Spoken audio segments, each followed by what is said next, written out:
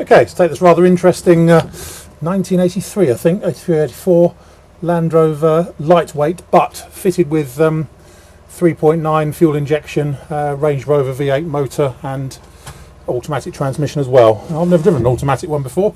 Feels slightly weird, I must admit, but you soon get used to it. Anyway, all light ignition light come up properly.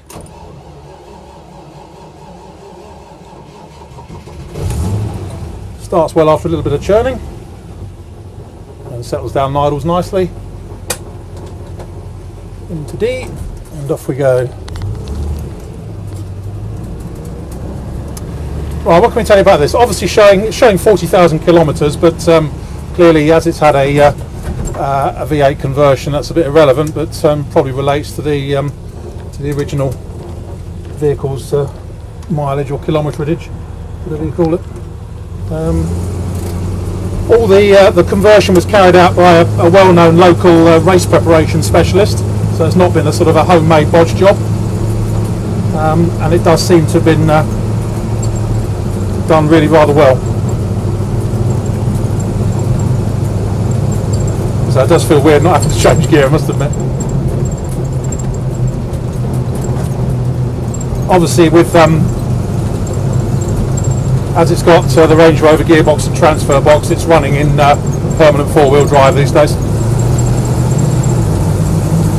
Gearbox changes up and down nicely, no problems there at all.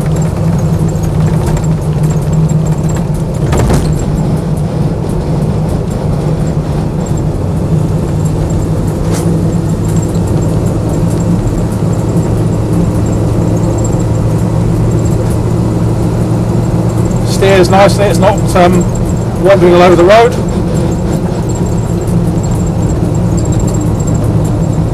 And there's very few of the usual squeaks, rattles, groans, clunks or anything like that, just the usual stuff that you get with lightweights really. But obviously sounds brilliant being a V8. But with the automatic box on it, it's just in some ways more usable.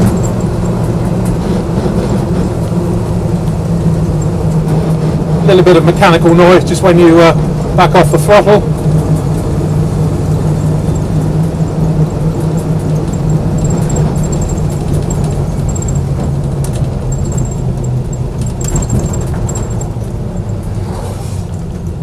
Brakes nice as well, there's no pulling to one side or squealing or anything.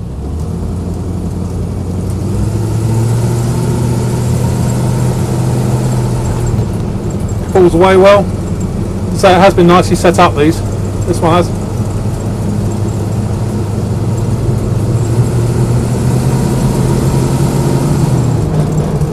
Hours of fun, real big boy's toy.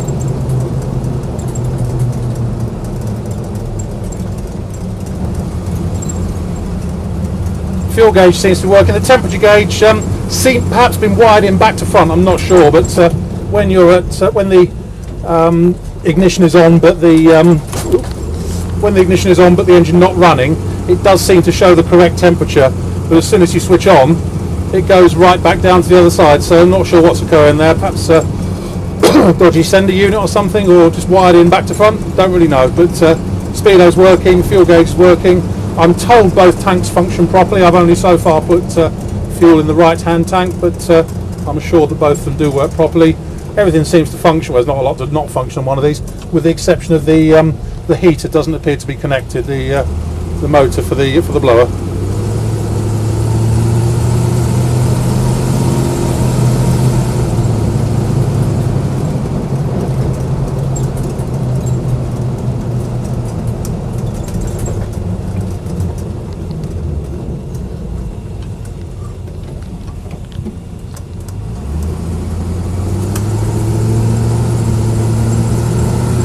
So, hours of fun.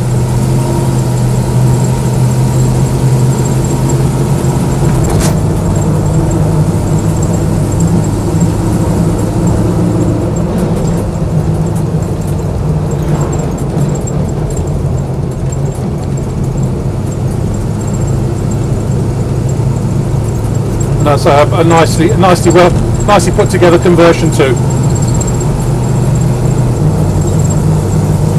Slips in the top gear there well.